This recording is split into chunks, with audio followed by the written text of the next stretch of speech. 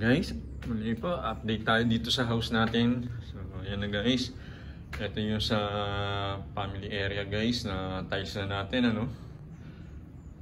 Complete tiles na po yan mga idol. Kaya lang, marami pa po tayong mga gamit guys. So, nakita nyo naman, tambak pa, ano. So, wala pa yung ating mga gumagawa. So, ayan guys. Hanggang doon na yun, no? Sa hallway. Guys, family area. So, ayun yung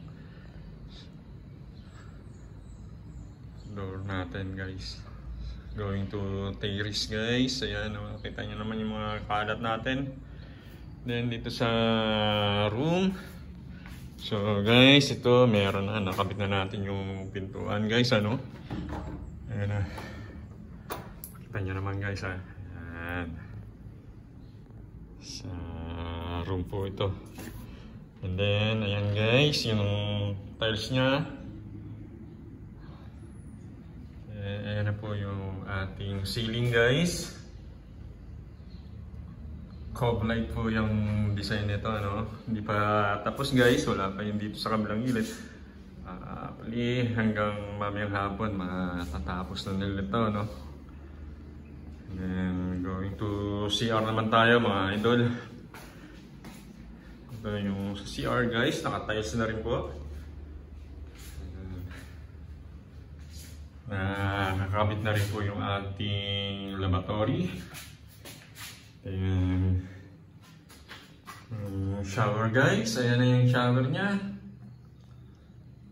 Yung ating bowl, toilet bowl guys, ayan.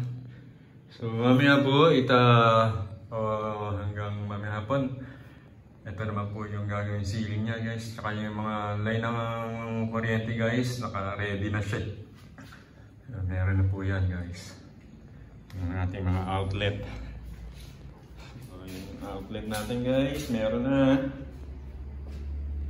Wala pa lang po yung ilaw dahil nga ini-install pa natin yung ating kesame. So, ayan guys, napinturahan na rin ni Kuya Lars to.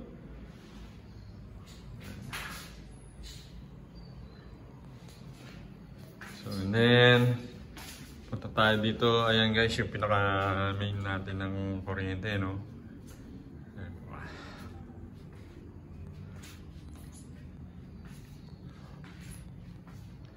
And dito guys, sa likod guys, ito yung malaking construction pa natin. Ito nyo guys, mag-i-slab na naman tayo rito. At dito po yung aming room ni Ate Oats. Ayan. Ayan guys, yung ating pagkakaabalahan pa. Kaya po wala tayong masyadong upload. Dahil busy po si Kuya Lars ngayon dito, no? So, yan guys. Mag-ano na tayo rito. Maglalatag na ng runner guys. Para malatagan ng bakal to. So, yung mga beam natin, ayan na guys. Yung mga biga. Naka-ready na siya.